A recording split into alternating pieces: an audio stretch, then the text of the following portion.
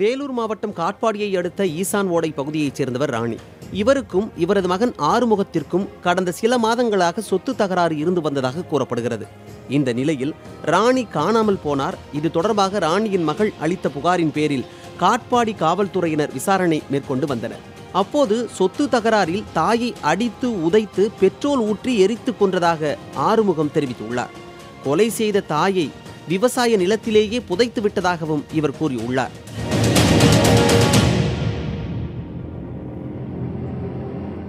ராணி புதைக்கப்பட்ட இடத்தை ஆறுமுகம் அடையாளம் காட்டியதை அடுத்து உடல் தோண்டி எடுக்கப்பட்டு காட்பாடி வட்டாட்சியர் முன்னிலையில் பிரேத பரிசோதனை செய்யப்பட்டது. சில மாதங்களுக்கு முன்பு தந்தையை கொலை செய்ததாக ஆறுமுகத்தின் மீது வழக்கு நிலுவையில் உள்ளது. புதிய தலைமுறைக்காக வேலூரிலிருந்து செய்தியாளர் குமரவேல்.